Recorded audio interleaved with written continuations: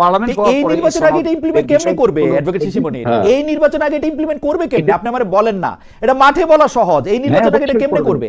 আপনি কিন্তু আপনার 100 বক্তৃতা আমি শুনি, সেটার মধ্যে আপনি বলেন আমি জানুয়ারি মাসে ইলেকশন চাই। জানুয়ারিতে না, 2028 এর জানুয়ারিতে ইলেকশন করলো, এর একটা ইমপ্লিমেন্ট করলো আপনি করতে পারবেন। আপনি আমার টাইমলাইন দেখান সব করে। আমি আপনাকে টাইমলাইন দিয়ে দিচ্ছি, প্লিজ নোট মাই টাইমলাইন। হ্যাঁ, যে আমি নোট করতেছি। যেভাবে please note down. I request you to note down as a senior brother. I request you to note down my points. I'm noting down.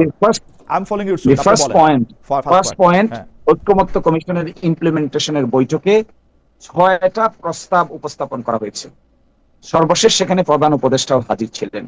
First প্রস্তাব ছিল, যেদিন আমাদের সঙ্গে প্রথম ঐক্যমত কমিশন ইন্ডিভিজুয়ালি আলাপ করে, সেপারেট পলিটিক্যাল পার্টির সঙ্গে প্রথম কথা বলে, এটি আজ থেকে প্রায় 7 মাস আগে, সেইখানে তারা 6টা অপশন দিয়েছিলেন যে এই ইমপ্লিমেন্টেশনটা হবে নির্বাচনের আগে রেফারেন্ডামের মাধ্যমে, অথবা হবে একটি বিশেষ সাংবিধানিক আদেশ জারি করে, অথবা হবে একটি প্রক্লেমেশনের মাধ্যমে, অথবা হবে কনস্টিটিউয়েন্ট অ্যাসেম্বলি গঠনের মাধ্যমে, অথবা হবে নতুন সংসদ আসার পরে সংসদের মাধ্যমে।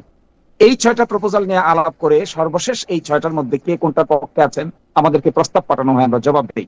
আমরা বলেছি যেহেতু যে জিনিসগুলোতে আমরা এগ্রি করলাম, এখানে basic structure of the constitution change করার মতো কিছু প্রপোজাল আছে, আমরা এগ্রি করেছি। সেই জন্য আমরা বলেছিলাম basic structure of the constitution, সংবিধান অ্যামেন্ড করে পরিবর্তন করা যায় না। এটা করার দুটো রাস্তা আছে, তার মধ্যে প্রধানতম গুরুত্বপূর্ণ রাস্তা হলো কনস্টিটিউয়েন্ট অ্যাসেম্বলি গঠন করে যখন এটা করা হয় তখন basic structure can be altered. একটা প্রপোজাল আছে ওখানে যে হাইকোর্টের 6টা বিভাগ আবার বিভাগে চলে যাবে। আপনি জানেন হাইকোর্টের 6টা বিভাগ হয়েছিল, 8th অ্যামেন্ডমেন্ট মামলায় সেটা আনকনস্টিটিউশনাল ডিক্লেয়ার হয়েছে। ঐকমত্য কমিশনে ডিক্লেয়ার করা হয়েছে ডিসেন্ট্রালাইজেশন অফ হায়ার জুডিশিয়ারি, যেখানে 6টা আবার নিজ নিজ বিভাগে। অ্যাডভোকেট শিশিমণির এই ব্যাপারগুলো আমি মোটামুটি জানি।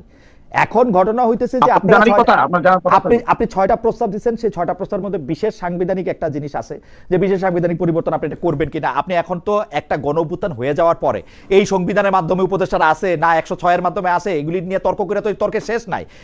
এখন ঘটনা হইতেছে যদি আমরা একটা ইলেকশন চাই, আপনারা কি এই দাবি করতেছেন যে প্রথমে একটা গণপরিষদ নির্বাচন কইরা তারপরে সংবিধানরে নতুন করে রাইখা নতুন করে আইনা তারপরে আবার একটা ইলেকশন করতে? এইটাই আমি বুঝতেছি।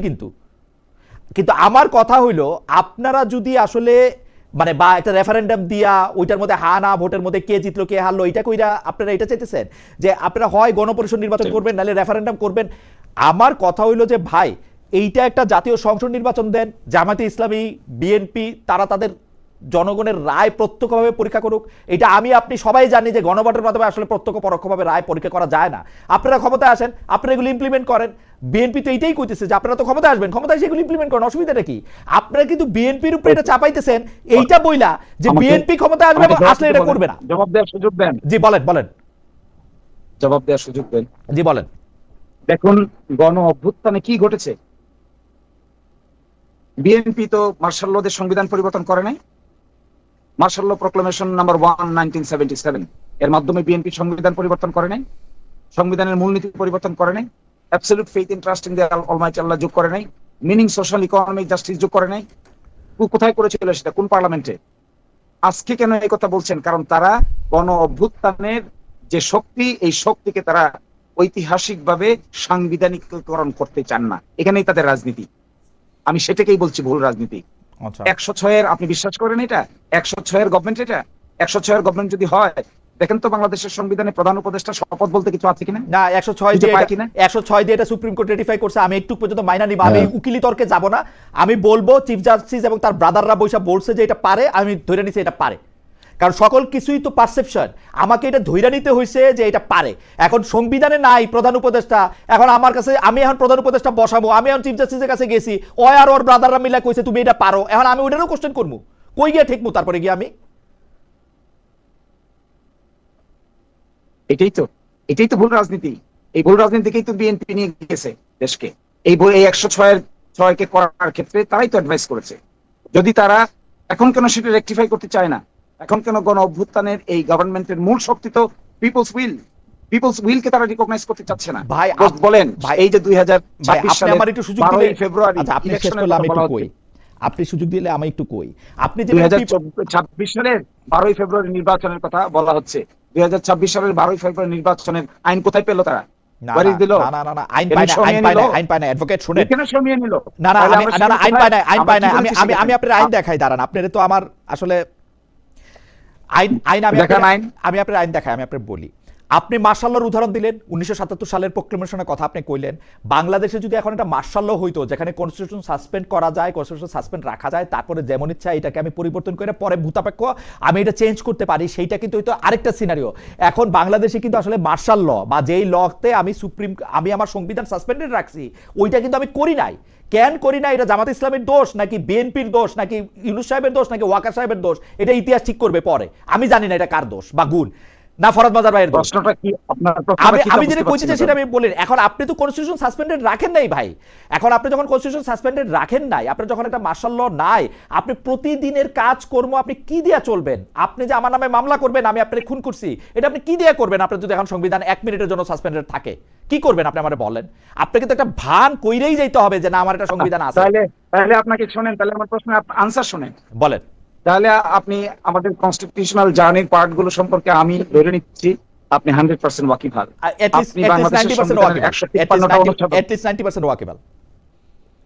আমি ধরে নিচ্ছি 100% because my senior brother happened to be the legal career.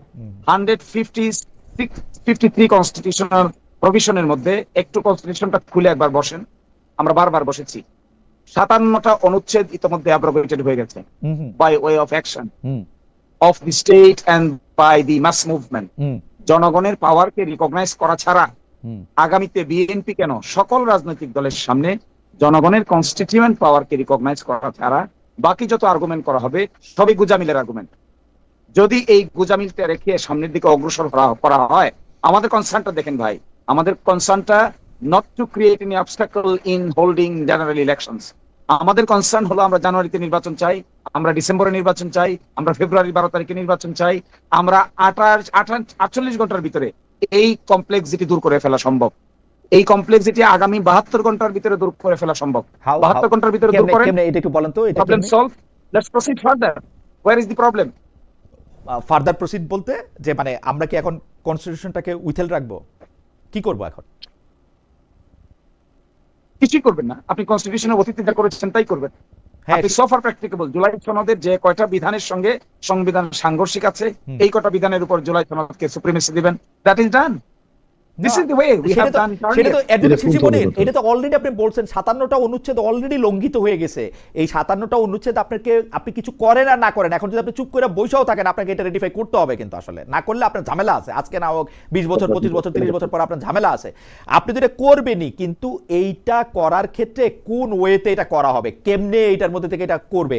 বিএনপিও কিন্তু বড় ঝামেলায় পড়বে। বিএনপি কিন্তু সুখে থাকবে তা না, সবাই ঝামেলায় পড়বো আমরা। মানে এই 57 অনুচ্ছেদের মধ্যে সবাই ঝামেলায় পড়বে।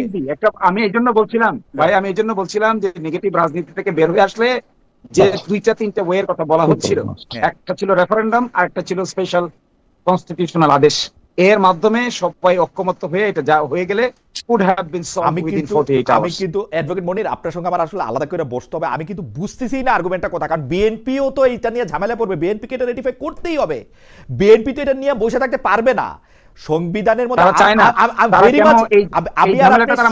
একই পৃষ্ঠায় আমিও মনে করি 57টা অনুচ্ছেদের 57টা এবং ভয়ঙ্কর ভয়ঙ্কর অনুচ্ছেদ, মানে শেখ হাসিনা শেষ দিকে যে সংবিধানটা এমন জায়গায় নিয়ে গেছে এর জন্য এক একজনের 7 বার 8 বার করে ফাঁসি হবে।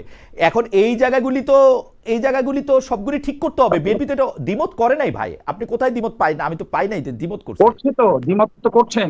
সর্বশেষে ওই দিন দেখলাম হঠাৎ করে বলতেছেন ঠিক আছে সনদের প্রাধান্য দেওয়া যাবে কি যাবে না, এই ব্যাপারে আমরা আরেকটা 106 প্রেসিডেন্টের মাধ্যমে আমরা মাননীয় প্রধান বিচারপতির কাছে আরেকটা অ্যাডভাইজারি অপিনিয়ন পাঠাই।